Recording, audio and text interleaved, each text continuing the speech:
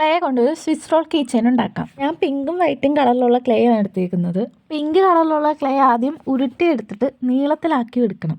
ഇത് കറക്റ്റ് എങ്ങനെ ചെയ്യുന്നതെന്ന് എനിക്കറിയില്ല. എനിക്ക് തോന്നുന്ന പോലെയൊക്കെയാണ് ഞാൻ ക്ലേ വെച്ച് ചെയ്യുന്നത്. എന്നിട്ട് ഇതേപോലെ ഒന്ന് ആക്കിയിട്ട് ഇതിലെന്തെങ്കിലും വെച്ച് ഇതുപോലെ ഒന്ന് പരത്തി കൊടുക്കണം. ഞാൻ സ്കെയിൽ വെച്ചാണ് ഇതുപോലെ ചെയ്തത്. ഇനി അത് എടുക്കണം.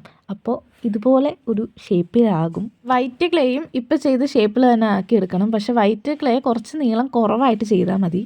ഞാൻ 2 ക്ലേയും കൂടി ഇതുപോലെ ഒരുമിച്ച് ഒട്ടിച്ച് കൊടുക്കണം. വൈറ്റ് ക്ലേ കുറച്ചിങ്ങനെ നീണ്ട് നിൽക്കണ്ടായിരുന്നു. അതൊക്കെ ഞാൻ ഒന്ന് കളഞ്ഞിട്ട് ഒരേപോലെ രീതിയിലാക്കി എടുക്കുന്നുണ്ട്. ഇനി അതൊന്ന് ഇതുപോലെ റോൾ ചെയ്തെടുക്കണം. റോൾ ചെയ്ത് കഴിയുമ്പോൾ സ്വിസ് റോളല്ല, സ്വിസ് റോളിൻ്റെ വകയിൽപ്പെട്ട എന്തിനൊക്കെ പോലെ തോന്നുന്നുണ്ട്. ഇനി ഇതും സ്കെയിൽ വെച്ച് ഇതുപോലെ ഒന്ന് അമർത്തി കൊടുക്കണം. ഇനി അതിൻ്റെ ഫ്രണ്ടിലത്തെ ഭാഗത്ത് ഇതുപോലെ കുത്തുകളിട്ട് കൊടുക്കണം.